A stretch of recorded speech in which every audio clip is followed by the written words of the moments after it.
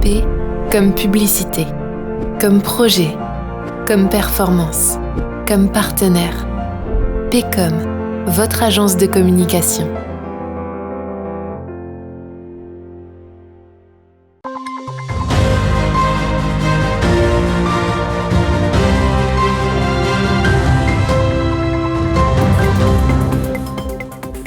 Bonsoir à toutes et à tous, mardi 14 mars, voici les titres de cette édition du 15 minutes info. Les élus de l'agglomération Meuse-Grand Sud présentent les axes du nouveau projet de territoire. Le groupe local d'Amnesty International a organisé les 11 et 12 mars dernier sa foire aux livres. Enfin ce samedi, le groupe provençal Le Condor s'est produit à la salle des fêtes d'Heurville-Bienville.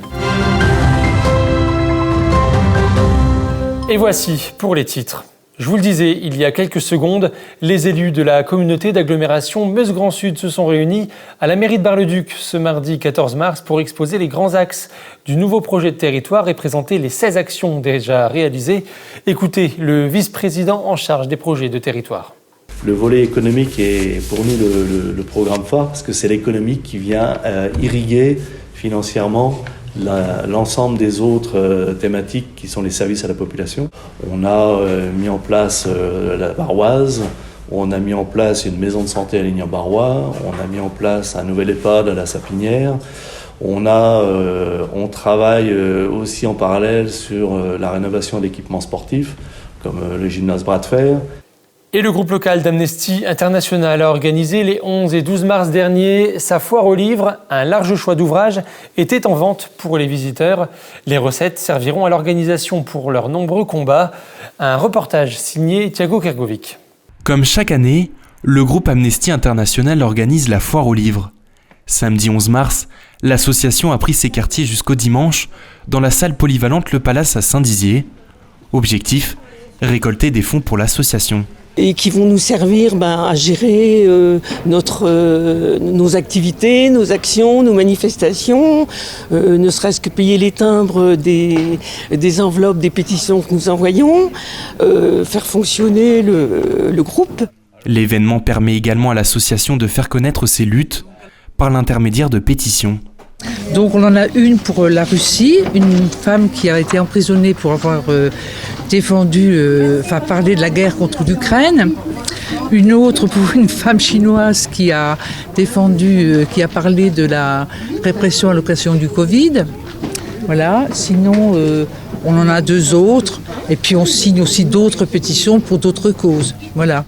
Pour les visiteurs, c'est l'occasion de bénéficier d'un large choix de livres à bas prix, comme cette visiteuse qui semble avoir trouvé son bonheur.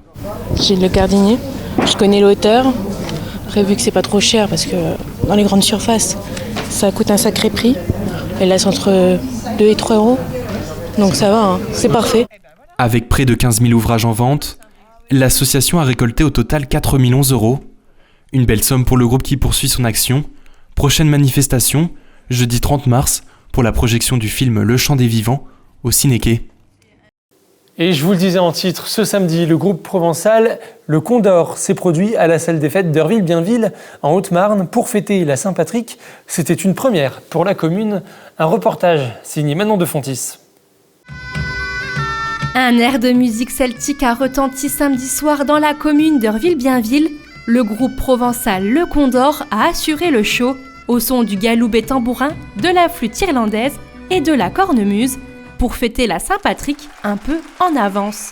Ça faisait 3 ans qu'on faisait avec Jean-François les concerts de Noël. Et puis cette année, j'ai pas pu réserver, avoir la salle pour le concert de Noël ou l'église. Donc on a voulu changer de thème un petit peu au niveau des gens, pour que ça puisse se diversifier. Donc on a voulu tenter la Saint-Patrick.